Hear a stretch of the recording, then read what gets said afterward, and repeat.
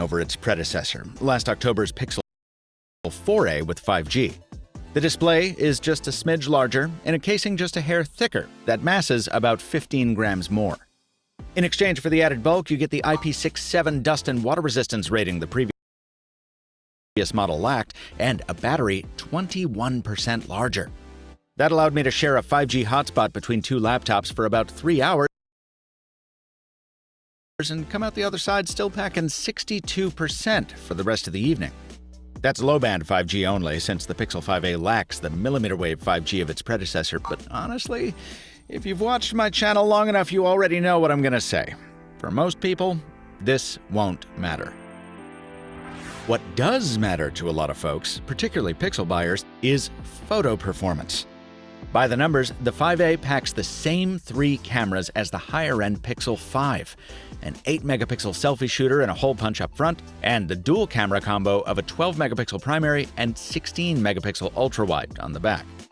And while testing them might seem a bit academic thanks to this similarity, I was going to Governor's Island anyway to test the cameras on the new Samsung foldables alongside my friend David Kogan.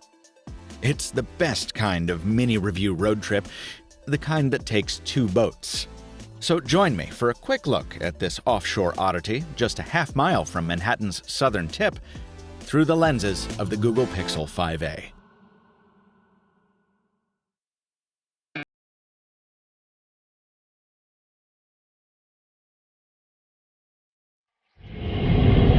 One boat.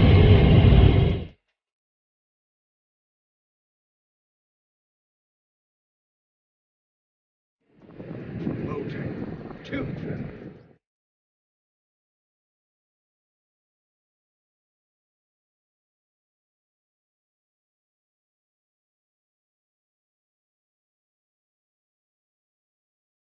So who we waiting for? It's good for you.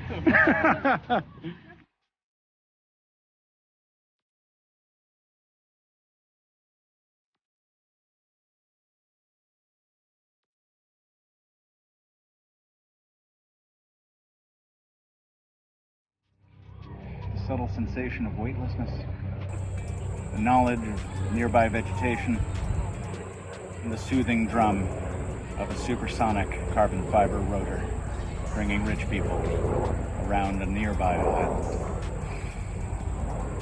Happy Monday. So yeah, if you're familiar with Pixels, you won't find many surprises here. There are the same core strengths we've seen on Google's phones for years. Still photos with excellent dynamic range, video stabilization that gets uncannily close to gimbal levels at points, and low-light performance that's among the best available. All of it delivered by camera software quick enough to let you fire, forget, and later feel good about. The downsides are few, but also familiar. A little more noise in the images than some of the competition, the lack of a larger main sensor for more natural depth of field, and the lack of newer features, like a proper telephoto zoom. Outside the camera, you'll find compromises too. The 60Hz display is slower in terms of refresh rate than on higher-end phones. The phone runs a little hotter than I'm used to, though maybe that's thanks to all the hot spotting. And its bio-resin casing only comes in one color. That reinforces the dull predictability of a design we've seen an awful lot of. Now, as I said,